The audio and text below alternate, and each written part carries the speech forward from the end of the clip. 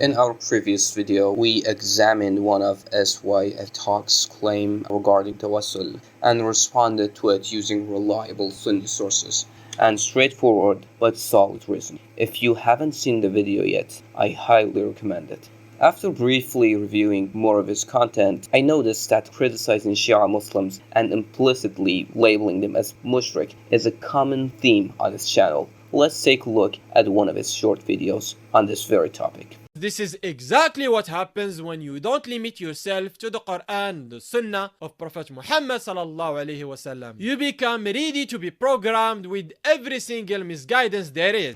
It's truly inappropriate for a Muslim to condemn an entire group of believers because of the actions of a few. It's unjust to pass judgment without fair and comprehensive understanding among the million of Shia around the world. There are certainly some who may not have deep religious knowledge and may act out of their emotions rather than proper guidance. What we see in this clip falls into that category. It is highly unfair to use such isolated cases as a mean to attack the entire Shia community. Just because someone identifies as a Shia does not mean all their actions are driven from the teachings of Ahlul Bayt.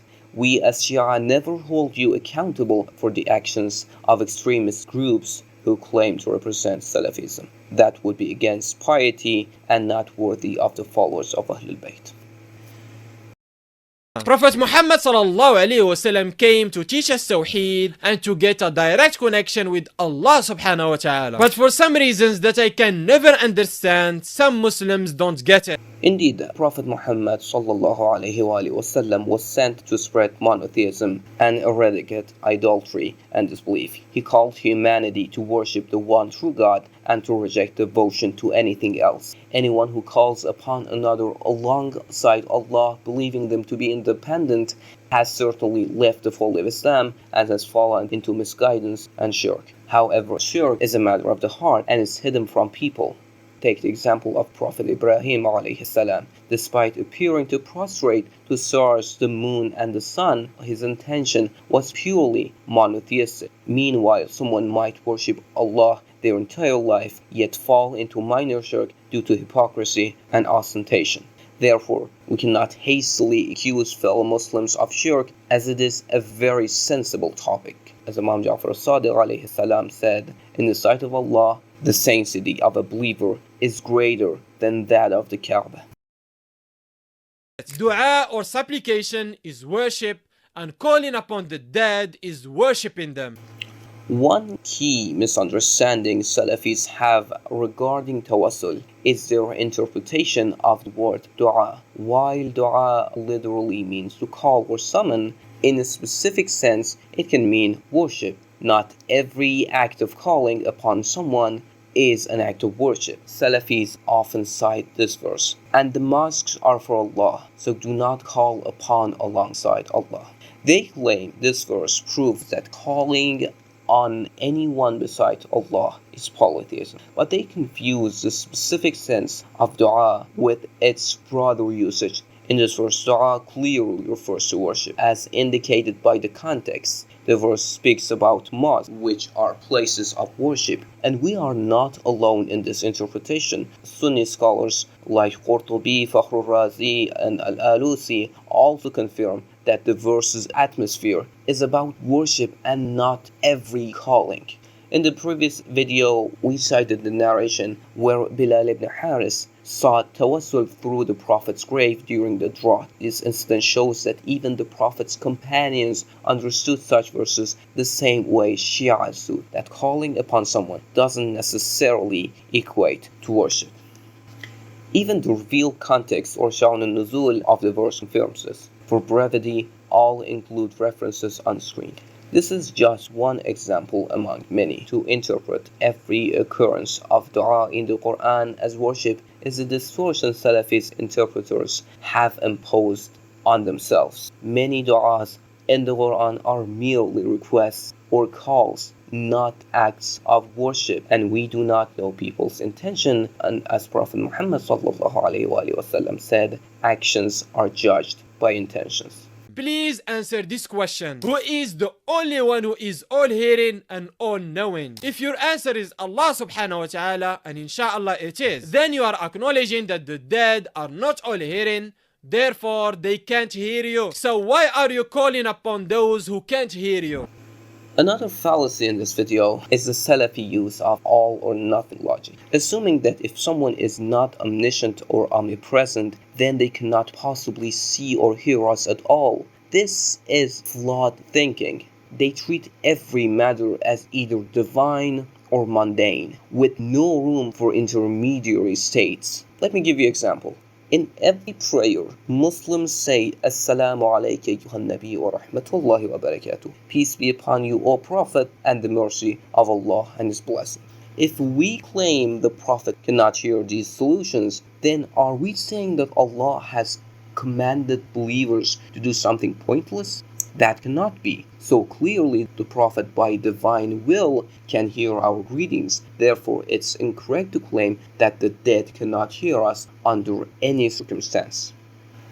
Let us look more closely at Quranic and Hadith-based evidence supporting tawassul.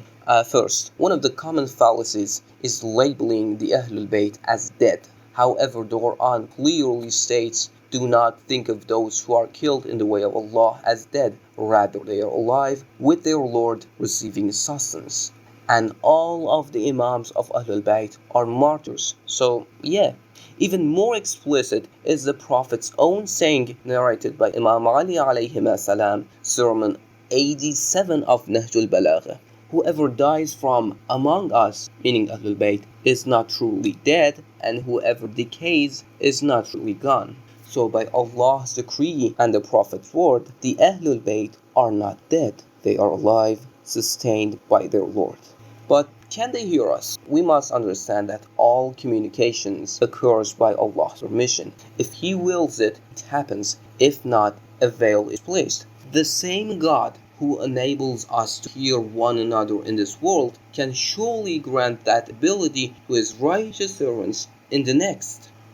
Our Sunni brothers perhaps due to debates with Christians who deify Jesus often wrongly project those concerns onto Shia belief, but we Shia are firm into our belief that La hawla wa la quwwata illa billah. There is no power or strength except through Allah. Any ability the Imams have is solely by divine permission, not inherent divinity.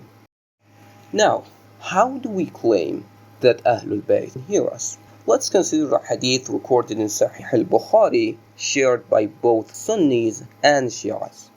The Prophet ﷺ said that Allah said, when I love my servant, I become his hearing with which he hears, his sight with which he sees, his hand with which he strikes, and his foot with which he walks. Now I ask you, if Allah becomes the hearing of His servant, does that not mean by His permission that servant can hear beyond normal means? Surely the Imams, pure God-loving servants, are among those whom this hadith applies to. Therefore, they can hear us by Allah's will. But can they assist us? Let's turn to the Quran again. The story of Prophet Sulaiman alayhi salam and the Queen of Saba. He said, O assembly, who among you can bring me her throne before they come to me in submission? And our Ifrit from the jinn said, I will bring it to you before you rise from your place. Then one who had some knowledge of the book said, I will bring it to you before your gaze returns to you. This was a miraculous feat. Prophet Sulaiman alayhi salam did not ask Allah directly for the throne. Why? Because Allah had already granted him the means and knowledge through another servant. Seeking help through such a servant by Allah's power is not shirk. It is in fact how Prophet Sulaiman alayhi salam himself acted.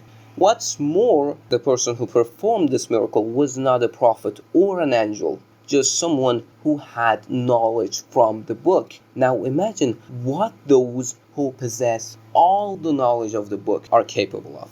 That brings us to another verse. Say, sufficient is Allah as a witness between me and you and the one who has knowledge of the book. Many Sunnis and Shia narrations agree that this refers to Imam Ali alayhi salam and the Imams of Ahlul Bayt alayhimus salam. People with all knowledge of the book, while the man in Prophet Sulaiman's story had only some knowledge. Ibn Ata said, I was sitting with Abu Ja'far, Imam Baqir alayhi salam, in the mosque when I saw Abdullah ibn Salam. I asked Abu Ja'far, they claim the one with knowledge of the book is Abdullah ibn Salam. He replied, no, it is Ali ibn Abi Talib. In another narration, Imam Sadiq alayhi salam said, the one intended by he who has knowledge of the book is Ali ibn Abi Talib and the Imams of guidance, meaning the Imams of Ahlul Bayt. Another narration from Imam Sadiq alayhi salam is, this verse refers to us. Ali is the first among us, the best among us, and the most virtuous after the Prophet sallallahu alaihi wasallam.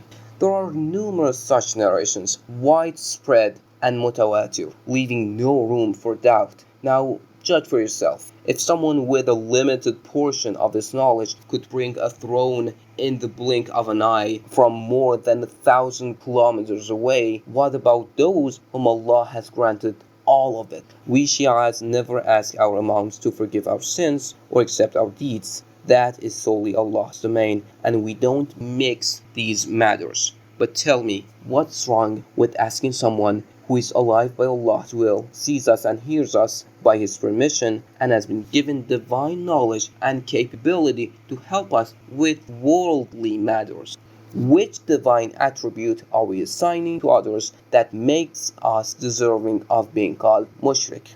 We don't claim tawassul is obligatory. In many cases we ask Allah directly, but there is no valid reason to forbid tawassul either. Many times it is through intercession or tawassul that our prayers are accepted, because we are flawed human beings, and in our eyes the most valuable things that we possess is our love for Allah's loved ones. This practice has been experienced and affirmed time and time, and I ask you to look into the thousands of documented instances, especially in modern history, of people receiving divine blessings and miracles through this very path. Assalamu alaikum wa rahmatullahi wa barakatuh.